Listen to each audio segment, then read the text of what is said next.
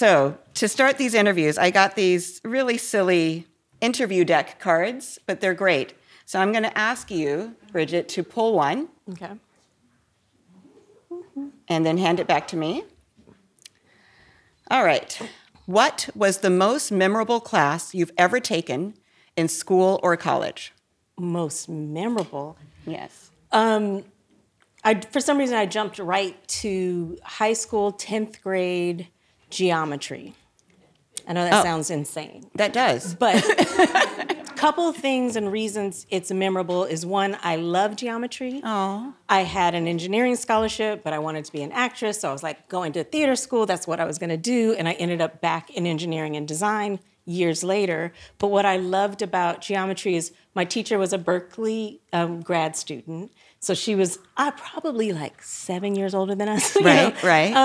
But she was fresh and hip, and then to tell you my age, they used to roll out carts and with a TV on it. Oh, yes. So some of you young people don't even know what a cart with a TV. There's the AV cart. There's this thing, yeah. you know, and yeah. thank you.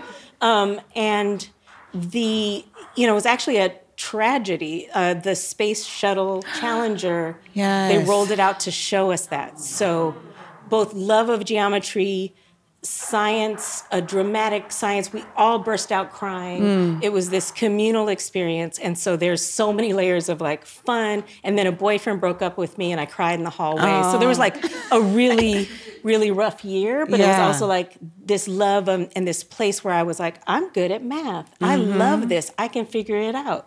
Calculus took us to a different level. It's a different type of math. Yeah. But that class stuck with me. Yes. Yeah. I've actually had a few people recently in my life talking about that event and how much it impacted them. And so one of the guests I interviewed, they were impacted to become a NASA scientist, a rocket scientist after that. Wow. That was how it impacted them, which is yeah. Thank you for that. Yeah, no, thank you for that. Thank you for the random question. I am Laura Cathcart-Robbins. This is the only one in the room, but I'm not the only one in the room today because I have all of you here with me. It's so wonderful to see you. But I always introduce my producer, co-host, and boyfriend, Scott Slaughter, who I call Hun. I don't know where he is, but he's here somewhere. He just went outside. Well, normally I would introduce him at that point. And we are talking today to Bridgid Coulter Cheadle. This is an interview I have wanted to make happen for a very long time. This is a sister who built this amazing space that we're in and is intending to create space for people who look like me and allies to come and feel like they're not the only ones in the room. I didn't have a proper introduction for her because I'm going to let her introduce herself through the course of this interview. So you will hear, hopefully, everything you need to know about Bridgid during this. And if not, we're going to have space for questions afterwards. So if I miss anything, you can come up to the mic after the interview and ask your question. So let's see. I wanted to start with a quote of yours. You said, "I was fortunate to come from a village of strong women. I could not have forged my path without their struggle, care, and support." So you come from the Bay Area, called the Bay. The San Francisco Bay Area, that is. I want to talk about that village. I want you to tell me about it. I want to hear about the culture in which you grew up. And then we're going to talk about otherness in that culture. But first, tell me about the village. Thank you. Well, it's a fitting way to start right now because the village I grew up with was in Berkeley, California, on Prince Street at Shattuck. I grew up with my grandmother, aunts, and uncles all within a few blocks radius. My grandparents lived across the street. My aunts lived around the corner. My uncles actually lived, it was that generation where families lived together in the same house, the upstairs, downstairs. And my grandfather was a blues musician, so there was always music in the house. And they had come from Louisiana. And it was that great migration west for the hope and promise. And he had kind of played the blues. His cousin was also a blues singer, and they kind of played the South and then came West. So growing up, there was music, love, working class poverty, but you never felt poor. You just knew you didn't have money. So my grandmother made gumbo. She was like amazing chef. I joke a lot about you could open the refrigerator and there was a light bulb, a can of green beans, and somehow a gourmet meal would come up. She made something out of nothing. Yeah. And we lost her recently. Sorry. I had her for 86 years. I mean, her 86 years. I'm not 86 yet, but working on it. Or genetics, I am. Right. But I'm so close to her, and I'm close to my aunts. And the thing about having a village like that where you're circled, you're always checked on, you can't do anything. And we were sometimes like Bebe's kids, and we try to be on the block doing stuff we weren't supposed to do, and somebody was going to look out their window and be like, keep a check. So we had a village that kind of kept us in line. We were just rambunctious, curious, like excited How many kids. were you? There's 3. I had a sister and brother. I have a sister and brother and a cousin. Okay. We all lived. There was like another cousin who was like 7 years younger. So we were not very nice to her. We pushed her down the street in our stroller. Let's just say. Okay. And we're like, don't play with us. But really growing up with food and cooking and that sense of like you knew you were loved, you knew you were taken care of. Also, sometimes if there was turmoil at the house, growing up with, I was a product of teen parents who they were playing house and trying to figure it out. We always had love, but like when things were crazy at home, you could go across the street to your grandparents' house and just have this refuge. And I talk about that a lot with Blackbird being your auntie's house, that place you can go and be yourself, but also get checked when you had a bad attitude. How old were your parents when they had you? My mom was 17 and my dad was 18. Okay. And your mom is Black? My mom's Black. Okay. So tell me about the culture. You talked about the village and what that was like. This is the Black side of your family. Yes. Yeah. What was the other side of your family like? I didn't know them as much. So my dad really only loved everything about Black culture and was kind of rejecting his own, especially in the 60s and 70s in Berkeley, like revolutionary. He was like, no, I'm like, and this Jewish culture. Yes. There was a lot of like similarities and allyship between the cultures. But my grandmother would pick us up. Again, we were wild kids. So they didn't always know. Like my grandparents were like, we ain't bothering with you. But my grandmother was very proper and like really loving. And we'd go up into the Berkeley Hills. And we'd just be like, we're in the hills. And you go up into, we had tri-level houses. And, so it was just really like watching the two different economies, both working. And my grandmother was a nurse and my mother was a nurse. But somehow their opportunities for the white side of my family, they could buy in a better neighborhood. But I thought our neighborhood was the best. So I saw that disparity.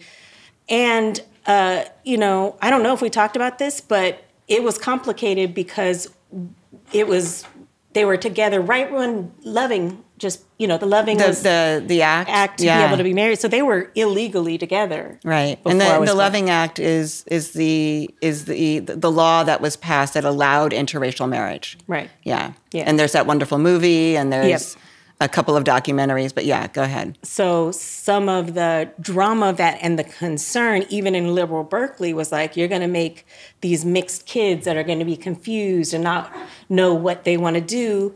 And sadly, they sent abortion people to my mom's house. Wow. Because they were teen parents. Like, you shouldn't do that. You're not ready and you don't know how to. So there's like drama. Wow. So they sent them to talk them out of having their family. Yeah. It was my step-grandfather. My grandmother was kind of following along with what he said.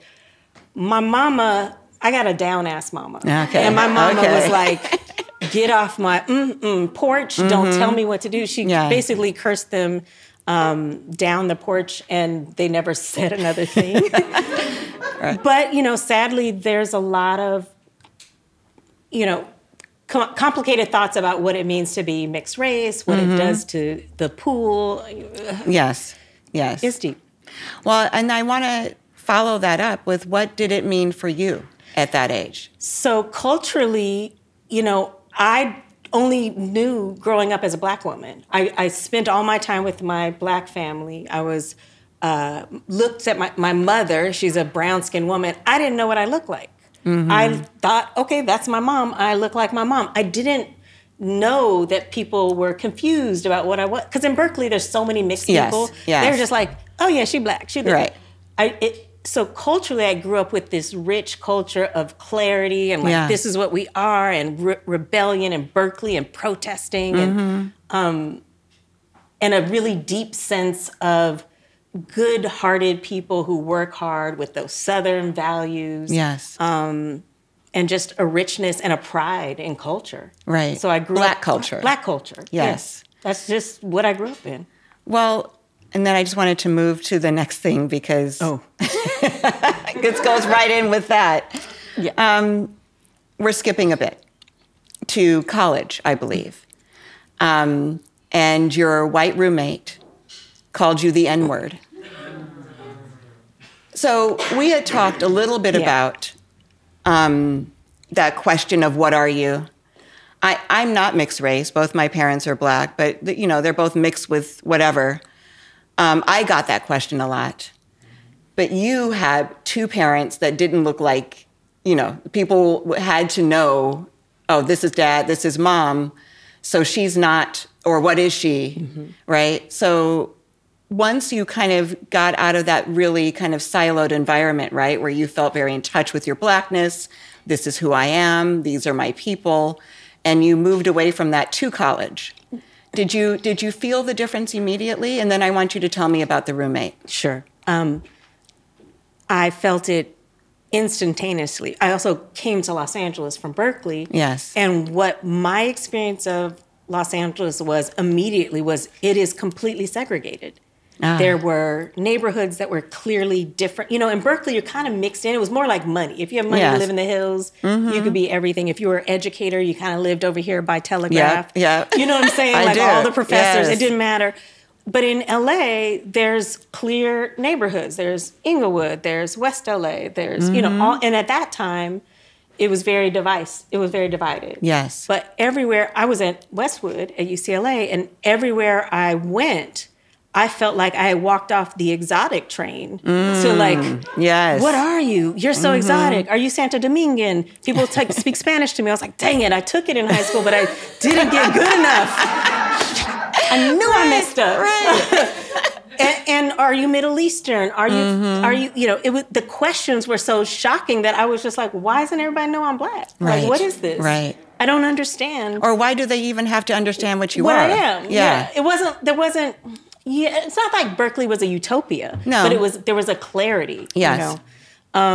So, and I don't know that I learned, every time I'm like, oh, I guess I get what people think I look like. But my husband's like, you still don't know what you look like, do you? Because there's just no, when you culturally at your soul grow up in a particular way, you're like, yes. How else am I going to identify? So to that point, not knowing what I looked like, I had a great roommate, and she brought her friend from San Luis Obispo who had not been around a lot of people of color. And I don't know if you spent time in San Luis Obispo, but there's not a lot of us up there.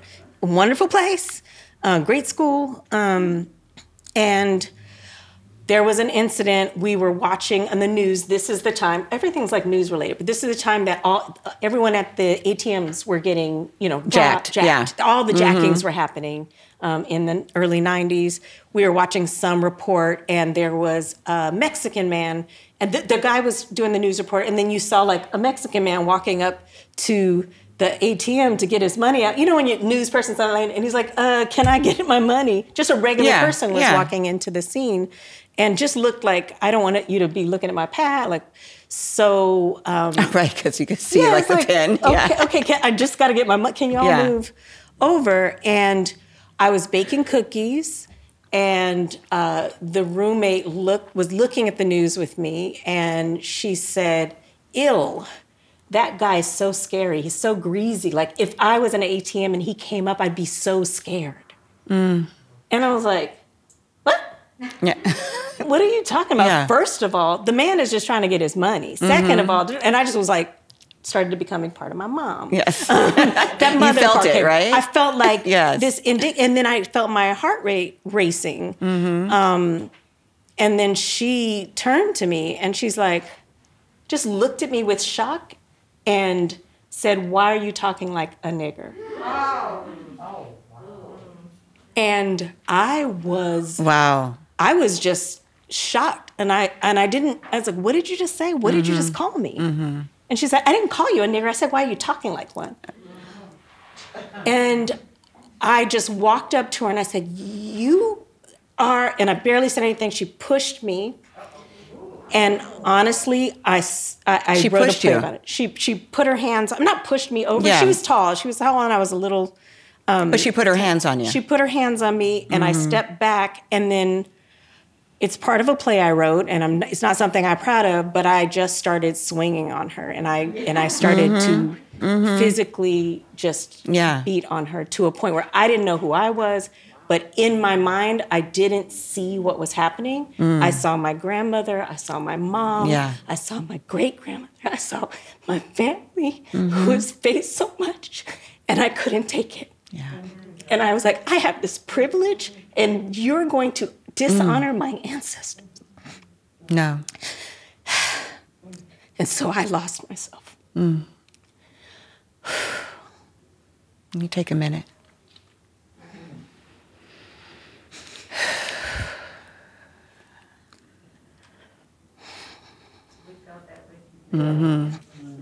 Just think of what we face and how hard it is and how it hasn't changed that much. Yeah. We watched Ketanji Brown Jackson get interrogated for what should have been a confirmation hearing. And that's why we're here in this room, because I was like, we got to do something where we're seen and we shine, and all of those stories that we all have and we all face, we can be in our own safe space and we don't need to be a part of that. And we can maybe help educate to change that. Yes. Yes. Thank you. Thank you. Yeah, you can clap. Please. Yeah. So you wrote a play about it. So I wrote a play about it because I like to suffer longer. No, it was a play. I worked with Larry Moss. He was one of my acting coaches, and he had the story exercise. Because I'm super storyteller. I believe that change lives. I believe it connects us. What you do here, telling stories and getting, like, isn't it one of the most amazing things you get to do? It absolutely is. So with the exercise, you kind of dive into moments. You tell this moment in your life, and I chose to tell that story theatrically. And I put it on at the Electric Lodge Theater in Venice. Nice. And we, it's a very formalized story, choreo poem.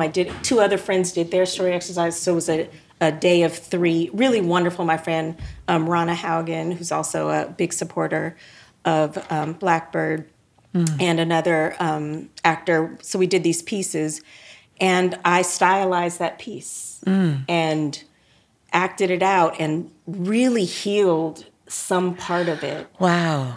And the people that would come up after the play in tears sometimes, because at that point, you're kind of past your tears of it, but they would come up to me and just say, thank you. And I was terrified. I was terrified to tell this story because a year later, after the incident with my roommate, they sent 3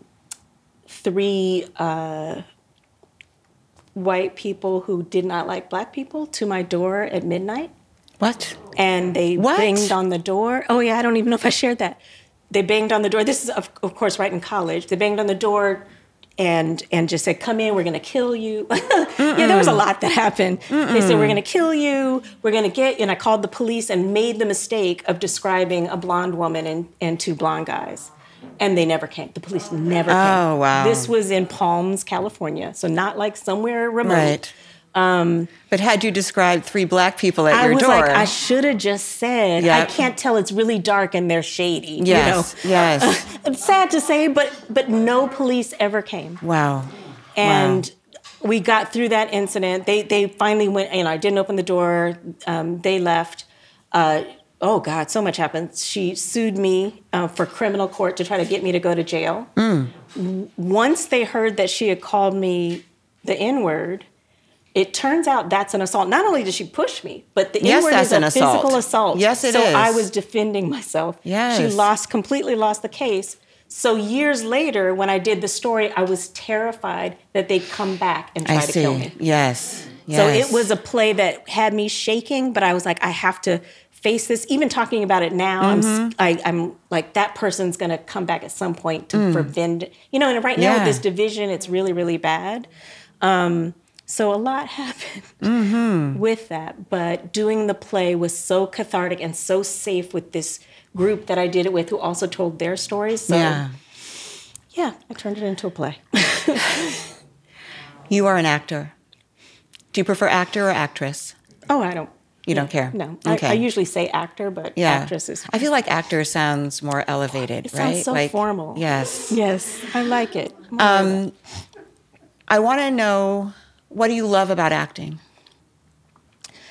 My favorite thing about acting is really trying to understand a human being outside of yourself, to wear their mantle and through you and your sensibilities and your tempo rhythm and take on their tempo rhythm and tell somebody else's story in a visceral way. Yeah, I love that. So that's what I love about it. Because people are like, how do you remember lines? I'm like, that's nothing. Right. Remembering lines comes when you know what it is you want, when you know your objective, you know what your character's fighting for. All that just comes most of the time. Sometimes you forget your lines. But the idea that I can tell someone else's story through my instrument and maybe bring more understanding to something or bring some joy, or it could be a silly sitcom where it's just like bring some laughter. Right. That's what I love about it.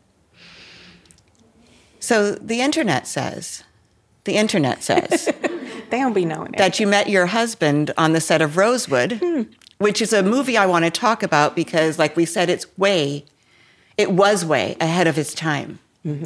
Way ahead of its time. Can you tell us briefly if the internet is correct and that is where you met him? Okay, well, this Mythbusters says, at the time of filming Rosewood, I was months pregnant with my second daughter. Okay. So it would be hard to have met him. Right. When we were already with second child. And my first child was there with us on set being babysat by my cousin Dana, who's a showrunner and a badass, who's like came out with us. Yes. So yeah, I would say myth. Was it the first time you worked together? First time we worked together in film. In film. Yeah. Okay. We had done a lot of plays in theater. Small theater in LA was so it was prolific at that time. Right. So we had done a lot of that, and that was at that time. Yeah. It needs to be again. Yeah. Right? Yeah. Yes. I love theater. Miss it. Miss it here in Los Angeles where we are recording this today. Can I share something about Please. theater? I won a Tony on Sunday for producing a musical called A Strange Loop.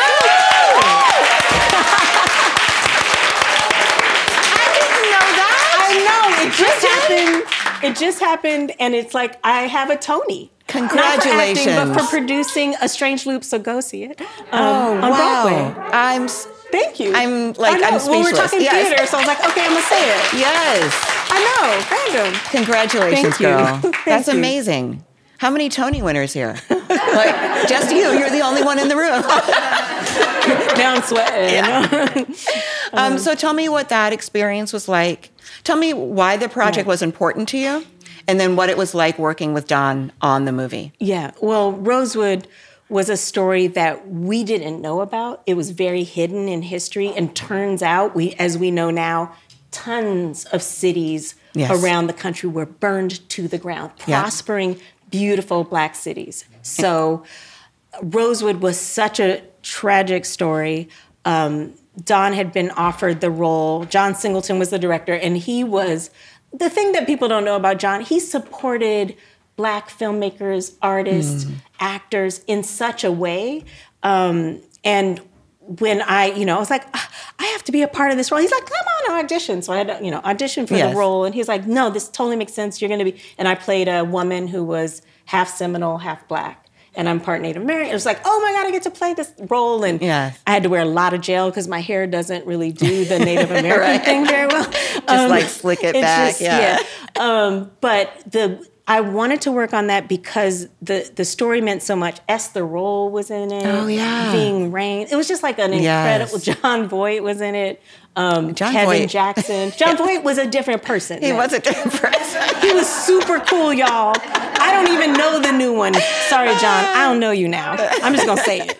But there was so much, synergy. We filmed in Florida, in Sanford, Florida, and it was still thick. We were told if your car broke down, do not go to a house. Just sit there and wait for somebody to drive by because they will shoot you. Like you're trespassing, you could be shot. So you shot it like in the thick of it. In the thick of it. They built a whole town. The KKK came in pants and shirts and jackets to say, hey, we're the local chapter of the KKK and we just want to visit you and see what you're doing. And it was really thick. Wow. Yeah, this is 25 years ago because my daughter is 25. Right, yes. And so I knew it was meaningful to film it. I was so happy to have the opportunity to do it. And the thing I forgot to do is read all of the stage directions. So as I was pregnant doing it, I didn't realize the women run through the swamp. The women,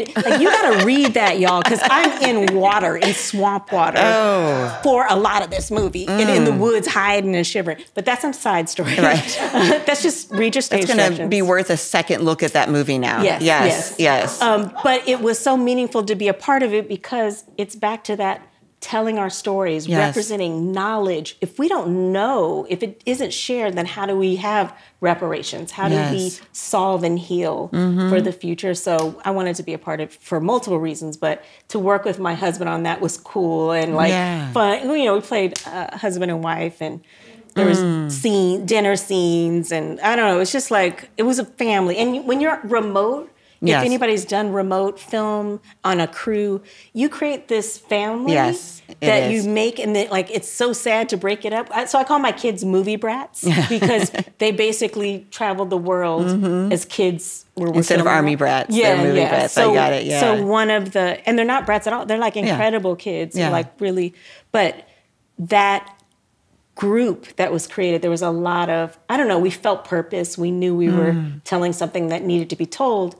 By the time it came out, it was very hard I really especially saw older Black women have to leave the theater in tears. They couldn't finish the film because they knew the stories. Yeah. And they brought up a lot. It felt so deeply.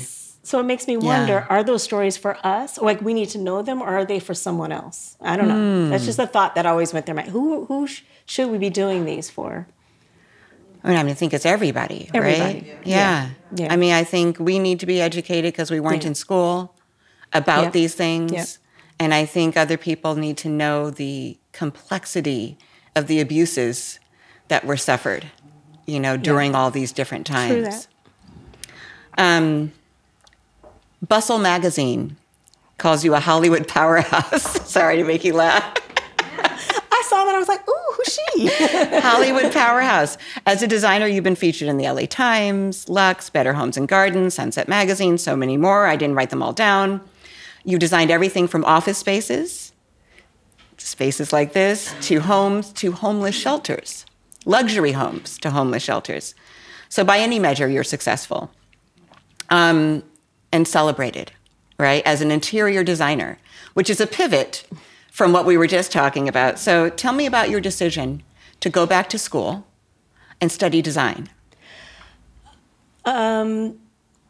Design was something that I have done since I was 12 years old, like actively drew and thought it was interesting. I've always been fascinated by the built environment.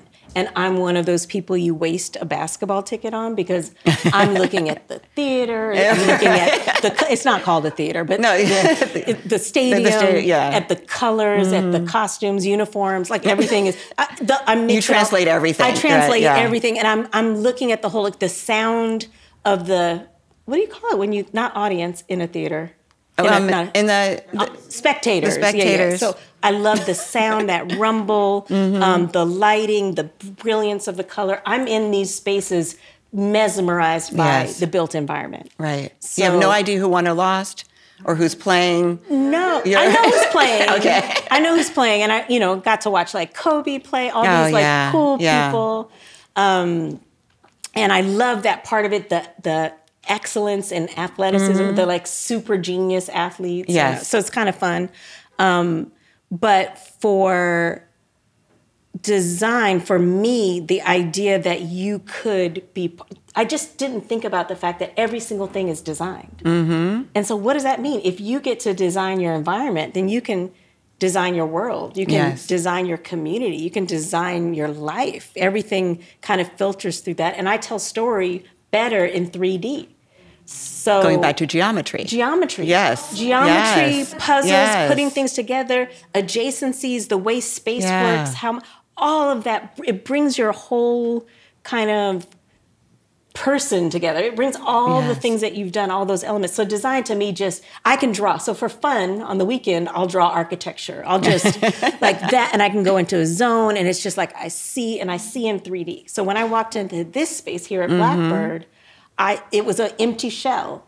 And I immediately saw like, oh, this goes here. That I just start to see it pop up in my head in a visual. So design lets me resolve these puzzles that are unsolved in my brain. Tell a story. Blackbird is telling the story of a community together. Every color is chosen with us in mind. Rich jewel tones of the regalness of our ancestors. And if you look at the banquettes, they're all subtle different colors of mauve. There's not one color. So you may not look and go, oh, that's a bunch of colors. But once you do, you're like, oh, this is why I'm having a visceral experience, because it's thought of in a different way. It's laid out in a different way. So design allows you to sort of be a magical, creator of space, of community, and how you want to be together. Beautiful.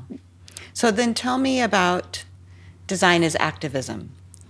Do you know what I mean? Like creating this space for a particular group that did not previously have a space to go and not be the only one in the room. Tell me first about your experience of being in these communal workspaces and feeling like the only one in the room, and then the decision to create this space. Absolutely. So I spent a lot of time researching spaces before really pulling the trigger on Blackbird. I visited 35 different spaces around the country. I internet searched, I want to say research, but it's Google search. About 1,000 spaces, like just spending time just digesting. What is this space? Why is that? What do they do? What do they want? Because I was so curious about what that does. And when I visited each space, there were some that were luxurious and incredibly like, I just want to stay here. And there was one particular space in New York called the Assemblage that was wellness, and it was luxury, and it was edgy, and it was cool. I was like, this is what I would want it to feel like. But there weren't a lot of us in there. And then I would go to really beautiful one. There was a big surgence in 2016 to 2019 of women-owned spaces. I was fully drawn to those. I was like, I love that. But again, there weren't a lot of people who looked like me in those rooms. I would go to the, the main stage guys, bro spots. And welcome. I was never shunned at any space, but it was just like not thought of for me. I was like, I wouldn't be so cold, and like, I would love some warmth to this. So in being in those spaces, one, I saw the value of being in community. As a designer, you're, as an actor, you're in community, you're doing play, you're always working with people. A set has 200 people. A play has, 40 people, can have 40 people, or a small play can have 15. And in design, you're kind of a silo with your team. And at that level of all the magazine covers and the things about my design, I was like, well, where's my people? Like, where are we? Where's the other designers? And only 3% of the country has 3% of designers across the country are Black. 3%. What? It's a statistic. Is that real? I am stunned that this is the statistic. It's a wonderful career. It's such a it's a hard, there's project management and design, but it's such a great career. But a lot of times people will hire people who look like them and feel like them. And then over the last years, I've built partnerships with other like Badge Guild and Black Interior Design Networks, and we're all finding each other. But that was part of Blackbird's, like, how do we find each other across multiple industries? How do we create a space that we can come together, see each other, work together, and find each other? So in those spaces, you feel, I don't know, empowered. You see other makers, people striving, and you're like, I could work harder, and I'm inspired to do this. But when no one looked like me, occasionally there'd be a group come through and like, oh, hi, what y'all doing here? Who are you? And then one other person, you're like, hi, what's going on? Can we be friends? I was way too thirsty. I was way too thirsty. So true, though. Yes. You know. We get excited. We get really excited. You see somebody pass, you're like, what's up? What's you know, up? that stereotype is real. Yeah. Because we crave, look, I'm a multicultural Black woman. I crave us to have unity. I think the division is sad, but we got to go to our community to bolster up, to really feel safe, and then go out as our full selves. Yes. And so for me, moving that into us, having the audacity to think, okay, well, we're going to have a space for us. And I think we should. And like, if you build it, they will come. Let's try that. And that was the pilot location that we opened. And it was exquisite. And we had 10 advisory board members and friends. And some people in this room were part of it. Like, it was just this kind of audacious movement. Amazing. And we got to have Kamala Harris and Stacey Abrams and Elizabeth Warren's team came in, and they were like, her team was so diverse. And Tom Steyer, like so many people's team were diverse, but they really were looking at our space intentionally and saying, well, I want to support this space. So our proof of concept space was really promising. And the idea that our first event was Juneteenth, 2019. Not a lot of people knew what Juneteenth was but us at that point. But there was 200 women of color and allies in that space, and it was like magic. Why is it important to include allies? It's, look, honestly, it's a difficult stake to put in the ground because there's a challenge with having, there's a lot to deal with, especially coming through the tragedies of George Floyd, Breonna Taylor, seeing all that come. There's so much hurt we have. But again, I'm an optimist.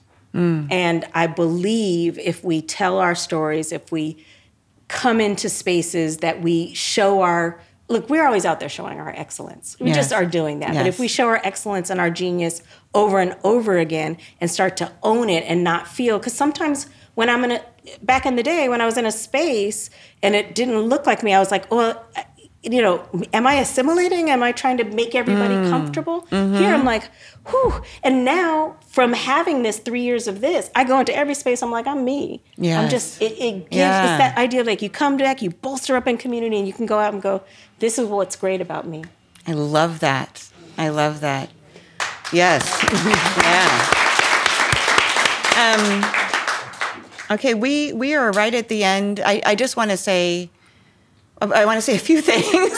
I do want to say when Scott again, Scott Slaughter, when we first walked in here, he turned to me and said, everybody has hair like yours. And it was just the most beautiful observation is that I was, like you said, I could come in here and just be myself. I immediately felt at home walking in here.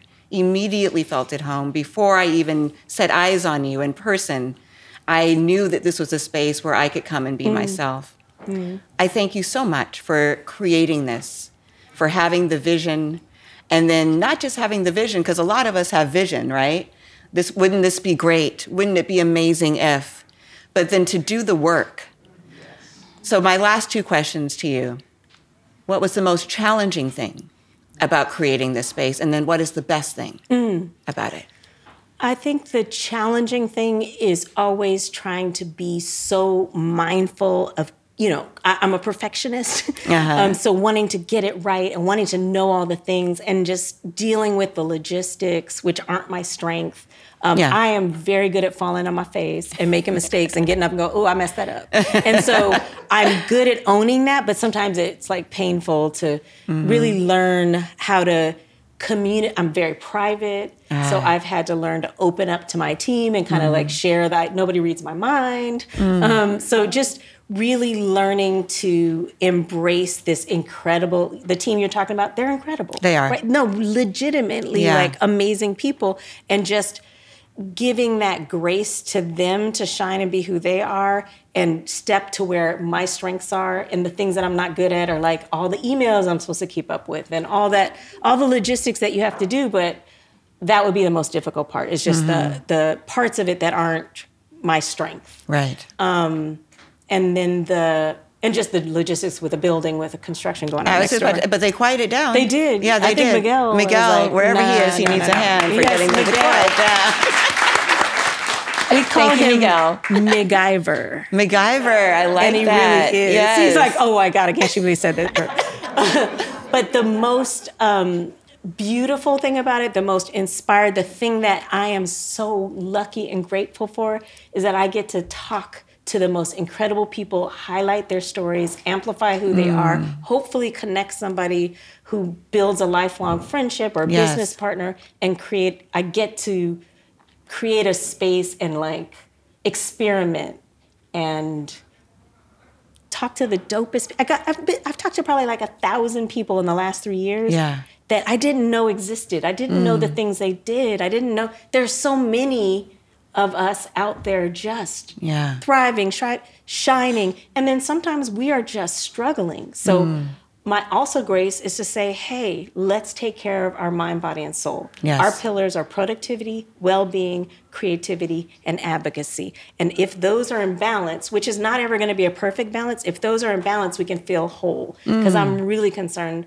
about our mental health coming out of this profound time. I'm really concerned about our true equity, equality, and equanimity coming out and having the excitement about this time is that the corporations are coming in and they're pledging money. Sometimes it's not going where it should go, but the commitment is right. Yes. So the idea that we can be part of that change somehow, I don't know how we all do it. I see the current and I see the future. In the middle, we all create together. So that's what I'm excited about, that I get to be part of one piece of the conversation that's making change, of the amazing people doing it. I see that excitement in you. I see that excitement. No, I feel it. I feel it. I just have to say that one of my favorite moments this week was getting my acceptance email from Blackbird House. Welcome to the community, it said. And I need one. I need a community. I'm so pleased to be a member here and so happy that this exists and that you created it for me. Thank you. Only. She's the only one in this room. No, but that you created it for us. No, for you. Yes. Really, for me. But, to that point, our conversations have consistently been incredible. We talk, you meet each other, you're kind of dating, like, do we want to keep talking? Yes. So you're doing that, and like, it's effortless. It's cohesive. What you've done and built with this is so inspiring. So I'm excited to have the opportunity to talk to you. Thank you. Appreciate you bringing this in. We're learning every time. But thank you for putting your vulnerability out with the article that went viral and made this happen. Because kind of like my play, like when you put your harder things out there, and hopefully that makes all of us who have things we may be ashamed of or things we're scared to actually say, if we just open that up and have real conversations, then we change and then we get better and then we excel. Yeah. Absolutely. Bridgid Coulter Cheadle. Yeah. Thank you. Thank you.